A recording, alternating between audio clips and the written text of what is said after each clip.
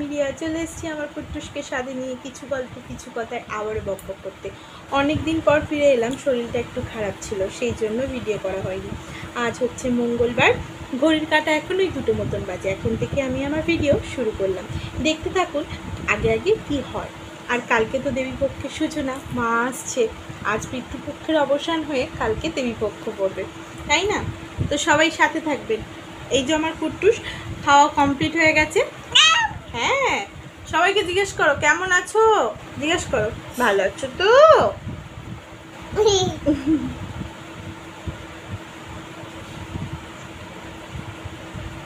চলুন তাহলে আজকের ভিডিওটা এখান থেকে শুরু করা যাক। ঘড়ির কাঁটা 2:15 আর আমার কুট্টুসের অবস্থা দেখুন, দেখেছেন বাঁদর হয়ে গেছে। কি গো মুখে লাগবে শোনাই? হাই মাম্মাম।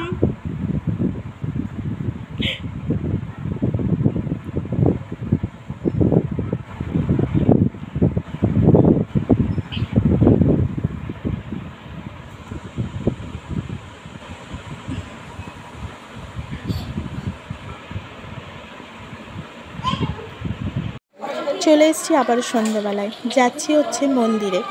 ওখানে আজকে সাংস্কৃতিক অনুষ্ঠান আছে, সেই জন্য চলুন যাওয়া যাক। এই যে চলে এসেছি আমাদের স্কুল ঘরের, সেই আমার ছোটোবেলার স্কুল, তার পিছনেই আছে আমাদের মন্দির। আজ হচ্ছে মহালয়ের আগের দিন, দেবীপক্ষের সূচনা হবে রাত পোহালেই। তার আগে প্রস্তুতি আমাদের একটু সাংস্কৃতিক অনুষ্ঠান। প্যান্ডেল হয়ে গেছে দেখুন, কদিন আগেই দেখেছিলাম শুনশান। চলুন তাহলে। সাংস্কৃতিক অনুষ্ঠানে উদ্বোধনী সঙ্গীত আর হলো না, এবার হলো তিলোত্তমাকে স্মরণ। সত্যি তাই, আমরা উৎসবে মাতব, কিন্তু এই উৎসব আমাদের তিলোত্তমারও।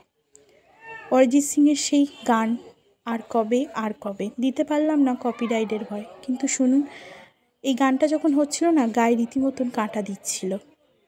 সত্যি তো, মা দুর্গা বছর পরে যখন ঘরে আসে তখন আমাদের প্রার্থনার লিস্ট থাকে অনেক বড়, কিন্তু সত্যি কথা বলতে এবারে যেন আমার প্রার্থনার লিস্ট একদম ছোট। একটাই প্রার্থনা, মা যেন অন্যায়ের বিচার করে, দোষীরা শাস্তি পাক, উই ওয়ান্ট জাস্টিস। এই একটাই কথা যেন মনে আসছে। আপনাদের কার কার মতামত আমার সাথে এক, অবশ্যই কমেন্টে জানাবেন। দেখতে থাকুন আমার তাহলে এই পাড়ার কিছু সাংস্কৃতিক অনুষ্ঠান। চলুন তাহলে।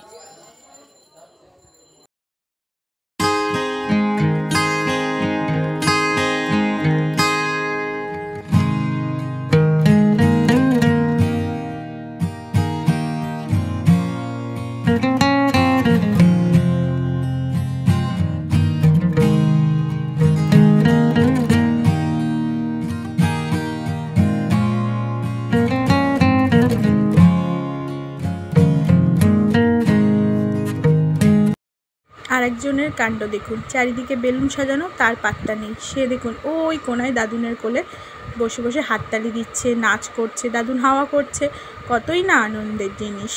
আমি ভাবছিলাম ছেলে হয়তো কাঁদবে, ও মা কাঁদছে কই, এত লোকজন দেখে ওর খুবই ভালো লেগেছে। আর তার মধ্যে একটা মামা আবার হাতে বেলুন দিয়েছে, পা এঁকে।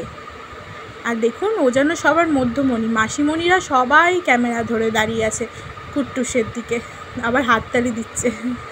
এই ছোট্ট ছোট্ট মুহূর্তগুলো কেমন ভালো লাগে না? দেখুন কেমন ফাংশান দেখছে, হাতে বাবার হাত ধরে। আগের বছর কুট্টুস খুব ছোট ছিল, আমি এই ফাংশানে আসতেই পারিনি, এই অনুষ্ঠানে আমি আসতেই পারিনি। আমি তখন কুট্টুসকে কোলে নিয়ে বাড়িতে বসেছিলাম। আর আজ কুট্টুস দাদুনের হাত ধরে কী সুন্দর মঞ্চের সামনে দাঁড়িয়ে দেখছে, আবার দিদিভাইদেরও উপহার দিচ্ছে। দেখেছেন দাদুনকে ডেকেছে, দেখুন দাদুনের হাত ধরে উপহার দিচ্ছে দিদিভাইকে, 2টো দিদিভাই, একটা মৌ দিদিভাই, একটা ঈশানী দিদিভাই।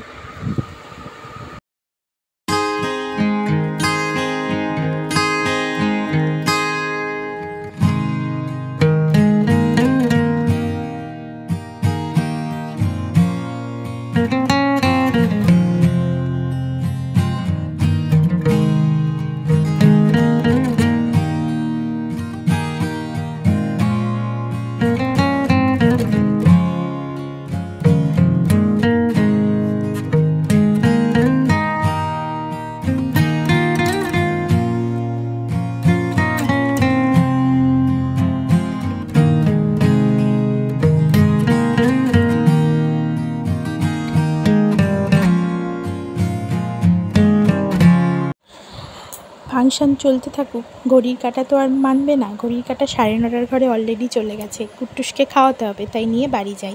কুট্টুসকে খাওয়ানো কমপ্লিট হয়ে গেছে, এখন হয়তো রাত্রি 12টা বাজতে যায়। কুট্টুস ঘুমিয়েও পড়েছে খেয়ে দিয়ে। আর এই যে ভাইরা মিলে ময়দা মাখছে, কারণ কি জানেন, ওরা মহালয়ের দিন ভোরে সবাইকে মানে অনাথ বাচ্চাদেরকে, ওই স্টেশনের বাচ্চাগুলো যারা ঘুরে বেড়ায়, তা হ্যাঁ ঘড়ির কাঁটা 12টা বাজে, তাদেরকে খাবার দেয়, জামা দেয়, আরও অনেক কিছুই দেয়।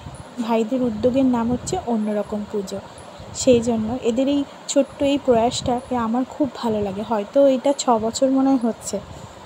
তো আপনাদের কাদের কাদের ভালো লাগলো অবশ্যই কমেন্টে জানাবেন। দেখেছেন চারিদিক কেমন অন্ধকার, রাত 12টা বাজে, যে রাত পোহালেই দেবীপক্ষের সূচনা হবে, তাই না? তাহলে আজকেই আমার ছোট্ট ভিডিওটা আপনাদের কেমন লাগলো অবশ্যই কমেন্টে জানাবেন। ভালো লাগলে একটা লাইক করে দেবেন। আপনার করা একটা লাইক আমার পরবর্তী ভিডিও করার জন্য আমাকে অনেক অনেক উৎসাহিত করে। আর আমার চ্যানেলটাকে সাবস্ক্রাইব করতে ভুলবেন না। আমি জানি আমার এই ছোট্ট পরিবারটাকে আরও বড় করতে আপনাদের সহযোগিতা আমার অনেক দরকার। তো আজকের মতন এখানে বিদায় জানাই, আবারও দেখা হবে নতুন কোনো ভিডিওয়।